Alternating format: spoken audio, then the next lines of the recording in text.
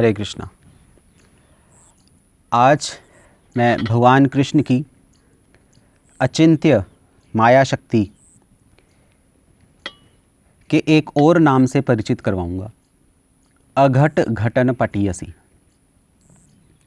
बहुत फेमस नाम है विद्वानों में।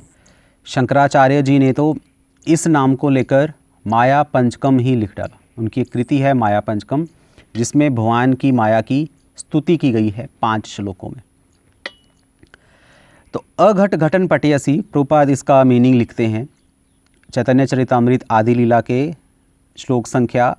अध्याय 13 और श्लोक संख्या 304 के तात्पर्य में कि which can make possible that which is impossible to do.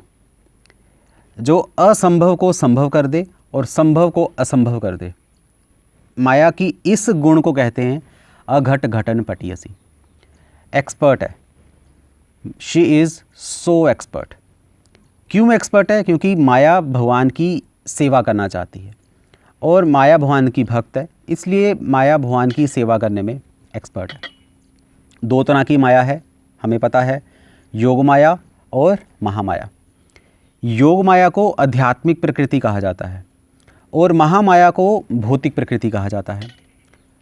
भौतिक प्रकृति या जो महामाया है इस भौतिक जगत का निर्माण करती है, और ये जो योग माया है आध्यात्मिक प्रकृति, ये भगवान के आध्यात्मिक जगत का निर्माण करती है, जिसको परव्योम, परम धाम, अव्यक्त इन नामों से जाना जाता है। योग माया को आत्म माया भी कहा जाता है। कृष्ण भगवान कह रहे हैं भगवद गीता 7वें अध्याय के 25वें श्लोक में, ना हम प्रकाशः सर्वस्य योग माया समावृता। भगवान अपने आप को योग माया के आवरण के पीछे रखते हैं। संभवामी आत्म माया, 4थे अध्याय के 6वें श्लोक में कृष्ण भगवान कहते हैं कि जब जब मैं इस धरती पर अवतार लेता हूँ, 4.7 और 8 में, पर 6 में संभवामी आत्म माया ये शब्द आ रहा है। इसका अर्थ है कि भगवान इस संसार में अवतार लेते हैं कैसे? आत्म माया, अपनी योग माया से ही भगवान इस धरती पर अवतार लेते हैं। अब मज़े की बात यह है कि माया करती क्या है? माया का नेचर है, माया का स्वभाव है आच्छादित करना, भुला देना। तो योग माया भी भगवान को भुलाती है। कैसे भुला देती है? भगवान भूल जाते हैं कि वो भगवान है। भगवान अपनी भगवता भूल जाते हैं। जयदेव गोस्वामी बहुत महान आचार्य हुए, उन्होंने अपनी कृति में लिखा है कृष्ण भगवान के लिए। वो श्रीमती राधा रानी से कहते हैं देही पाद पल्लवम, कि हे श्रीमती राधा रानी, श्रीमती तो नहीं कहेंगे कृष्णा, बट कृष्ण राधा रानी से रिक्वेस्ट करते हैं कि मुझे आप अपने चरणों को प्रदान कीजिए। अर्थात कि कृष्ण भगवान भी राधा रानी के चरणों की सेवा करना चाहते हैं। कृष्ण जो परम पुरुष, जो आत्मा राम है, जिनको किसी की ज़रूरत नहीं है, वो भी राधा रानी की सेवा करना चाहते हैं। गोवर्धन लीला में क्या हुआ? गोवर्धन लीला में जितने भी व्रजवासी थे उन सबको पता है कि कृष्ण जो कि 8 साल का बालक है, उसने गोवर्धन उठाया हुआ है उल्टे हाथ की सबसे छोटी उंगली पर, और ये सारे व्रजवासी नीचे से अपनी लाठियां लगा रहे हैं कि कहीं कृष्ण को गोवर्धन का भार ज़्यादा महसूस ना हो। और बाद में तो सबने कृष्ण के हाथ पांव दबाए भी, क्योंकि कृष्ण 7 दिन लगातार खड़े रहे। व्रजवासियों को आप इस बात के लिए बिल्कुल भी कन्विंस नहीं कर सकते कि कृष्ण भगवान है, क्योंकि योग माया वहाँ पर अपना काम कर रही है। व्रजवासी भगवान कृष्ण को भगवान नहीं समझते, वो कृष्ण भगवान को अपना समझते हैं। ममता अतिशंकिता, इतना ज़्यादा ममत्व है कृष्ण के लिए उनके हृदय में, व्रजवासियों के हृदय में, कि वो ये सोचना ही नहीं चाहते कि कृष्ण भगवान है। उनके पास इतना समय नहीं है, सेवा में इतने ज़्यादा रत हैं योग माया की वजह से कि वो भगवान की सेवा ही करते रहते हैं। इसी योग माया ने संकर्षण बलराम जी को देवकी के गर्भ से निकालकर रोहिणी के गर्भ में ट्रांसफ़र कर दिया। इम्पॉसिबल है। और कृष्ण भगवान को वसुदेव कैद थे मथुरा की जेल में, तो योग माया ने वसुदेव जी को छुड़वाया और कृष्ण भगवान को वसुदेव जी लेकर वृंदावन आकर छोड़ दिया। अगर योग माया ना होती तो वृंदावन की लीलाएं ही ना हो पाती, संभव ही ना हो पाती। ये योग माया की एक्सपर्टनेस है। इस तरीके से उसने भगवान की सेवा की। और महामाया कैसे एक्सपर्ट है? इस सृष्टि का निर्माण किया।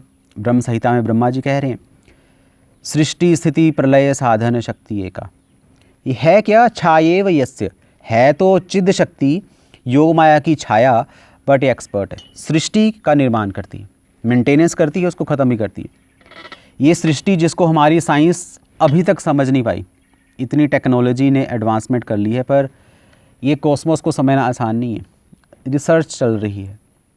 हमारा शरीर इतना कम्प्लेक्स है, ये तो संसार की तो बात ही छोड़ दीजिए। ये प्रकृति द्वारा बनाया गया है, ये संसार इतना कम्प्लेक्स संसार, क्योंकि एक्सपर्ट है महामाया। और क्या किया? इस संसार को बनाकर महामाया ने स्त्री और पुरुष के बीच में आकर्षण पैदा कर दिया। बड़ी अजीब सी बात है, हमें जिससे आकर्षण हो रहा है, लोग शादी करते हैं पर इंद्रिय भोग के लिए, पर वो भूल जाते हैं कि जिससे हमने शादी की है, स्त्री हो या पुरुष हो, है क्या? वो एक स्टूल बैग है, विष्ठा से भरा हुआ थैला जो हम पूरी धूमधाम से सजाकर ले आए अपनी इंद्रिय भोग के लिए। माया है। आकर्षण, स्त्री और पुरुष के बीच का आकर्षण, ये माया की एक्सपर्टनेस है। और मायावादियों को भी, जो अद्वैतवादी हैं, इतना ज्ञान है शास्त्रों का, आई थिंक पूरे शास्त्र उन्होंने पढ़े हुए हैं, पर उनके ऊपर माया जब अपना काम करती है तो इनको भ्रम हो जाता है, विमुक्त मानिनस, कि इनको भ्रम, इस चीज़ का भ्रम हो जाता है कि हम मुक्त हो चुके हैं। पर प्रभुपाद जी ऐसा लिखते हैं अपनी बुक्स में कि मायावादी कभी भी मुक्त नहीं हो सकते, वो भ्रम में ही रहते हैं, अल्टीमेटली इस संसार में ही रहते हैं, मुक्त नहीं हो सकते। देवताओं को, छोटे मोटे देवता नहीं, शिव जी, ब्रह्मा जी जो कि प्रमुख देवता हैं, इनको भी माया प्रभावित करती है। भागवतम में शिव भी माया से प्रभावित हो गए थे, ब्रह्मा जी तक माया से प्रभावित हो गए। असुरों में, राक्षसों में रावण, प्रकांड पंडित, सारे देवता उनसे थर थर कांपते थे, वो भी माया में प्रभावित हो गया। बेचारा सीता माता का हरण करने आया था, पर किसका हरण करके ले गया? माया सीता का, झूठी सीता का। कूर्म पुराण में ऐसा वर्णन आता है कि रावण भी कंफ्यूज हो गया, क्योंकि भगवान की माया क्या है? अघट घटन पटियसी। तो फाइनली मैं ये कहना चाहता हूँ कि जो भगवान की जो माया है, चाहे योग माया है, चाहे महामाया है, ये बिज़ी रखती है। भगवान को बिज़ी रखती है रस लेने में, भगवान के भक्तों को बिज़ी रखती है भगवान को रस देने में। और जो भोगी हैं, भोगियों को भी माया बिज़ी रखती है इंद्रिय भोग का सुख लेने में। और जो जानवर हैं, जानवरों को बिज़ी रखती है तमोगुण में। इस तरीके से ये माया अघट घटन पटियसी कहलाती है। हरे कृष्णा। श्री प्रभुपाद की